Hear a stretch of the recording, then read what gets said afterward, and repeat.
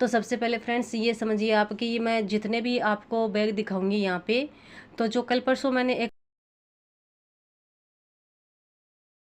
Hello friends से जो business है ये कपड़े वगैरह से तो बेच सकते हैं लोग, और मतलब कुछ मुनाफा हो जाएगा और अच्छा खासा मुनाफा हो जाता है फ्रेंड्स इनमें, मतलब बैग वगैरह बेचकर जो कमाया जाता है पैसा।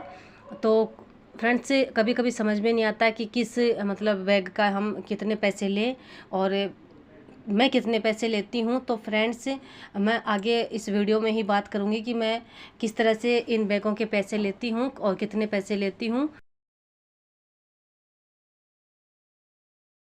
डाला था कुछ दिन पहले, तो उसमें मैंने सारे पाउच ही दिखाए थे आप लोगों को, जो purse pouch, tiffin box, pencil box और ये बटुए वगैरह।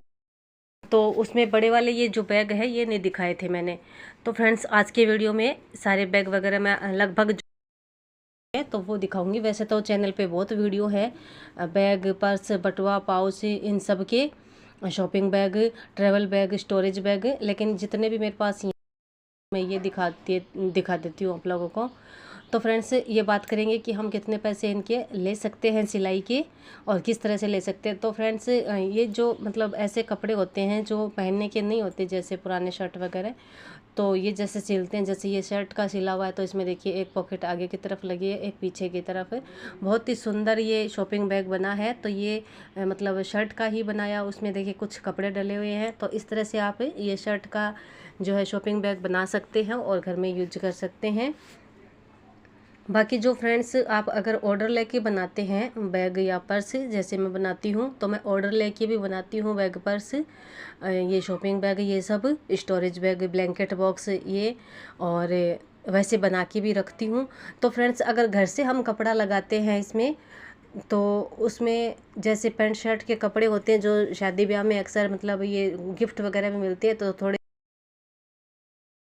तो इस तरह से देखिए फ्रेंड्स मतलब उस कपड़े को अगर यूज करके आप बनाते हैं तो एक तो आपका जो शॉपिंग बैग वगैरह जो भी बनवा रहे हैं तो उसमें मतलब अलग से आपको कपड़ा खरीदने की ज़रूरत नहीं होती। तो उसमें और फिर सिलाई के भी मतलब कम लगते हैं पैसे। तो मैं जैसे खुद लेती हूँ वैसे बता रही हूँ।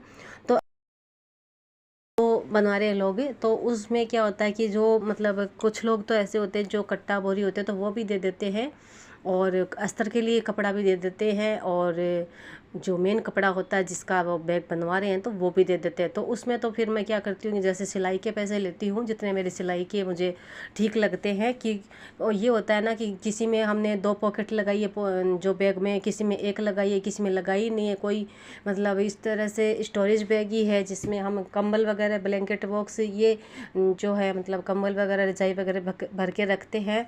तो उसमें पॉकेट वगैरह लगाने की ज़रूरत नहीं है, तो फिर जिप भी नहीं लगेगी और रनर भी नहीं लगेगा, तो उसका भी पैसा फिर बचता है।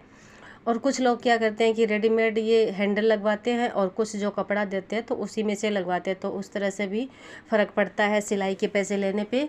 और फ्रेंड्स यहाँ देखिए ये शॉपिंग बैग है, तो ये जो ब्लैक वाला इसमें कपड़ा दिख रहा है ये पुराने शर्ट का ही कपड़ा है, बाकी नया कपड़ा है इसमें ये वाइट वाला। तो आप देख सकते हैं इसमें 3 पॉकेट है, मतलब एक तो मेन है, एक पीछे की तरफ पॉकेट है बड़ी सी, और एक ऊपर की तरफ है।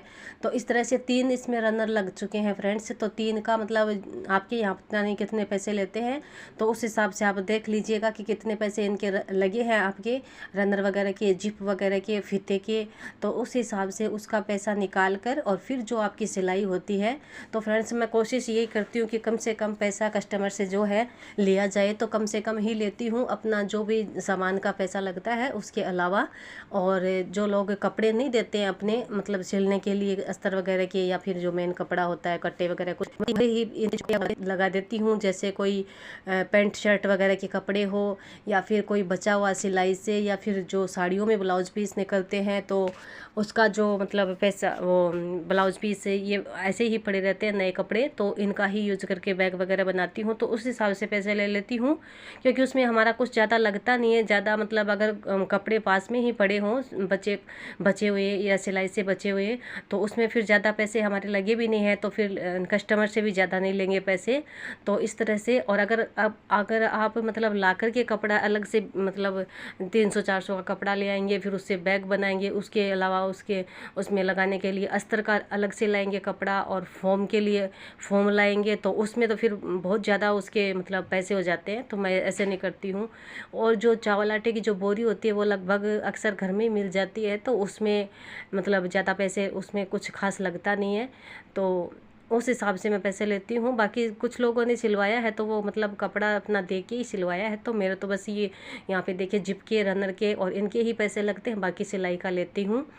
तो कम से कम ही लेने की पैसे कोशिश करती हूँ। वो आपको देखना है फ्रेंड्स, आपके जहाँ भी आप रहते हैं तो वहाँ की क्या सिलाई की रेट है।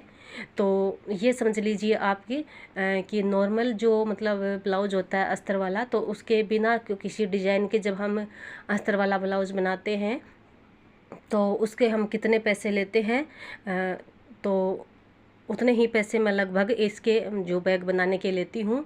और कभी कभी क्या होता है कि कुछ बैग जो होती है बहुत छोटी होती है, तो उसके थोड़े कम लगते हैं पैसे, क्योंकि उसमें चेक्स वगैरह बनाते हैं बैग में, और जो जिप वगैरह, रनर वगैरह हर चीज़ का ही मतलब थोड़ा मतलब फ़ायदा होता है, तो फिर कस्टमर से भी ज़्यादा क्यों लेना पैसा। और जो लोग बड़ी बैग बनाते हैं बहुत बड़ी, तो उसमें फिर भाई ज़्यादा लगती है जिप, रनर सब कुछ, तो उस हिसाब से लेना होता है। तो फ्रेंड्स ये बहुत ही लेडीज़ के लिए बहुत ही यूजफुल अच्छा एक बिज़नेस है बैग बनाकर बेचना।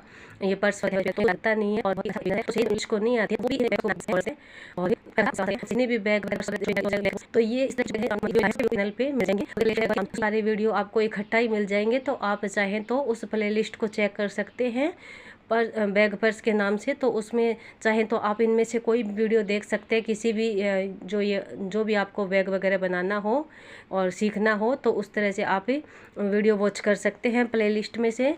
और या फिर अलग से भी आप चैनल पे मतलब जो भी वीडियो आपको बैग का देखना हो तो वो देख सकते हैं।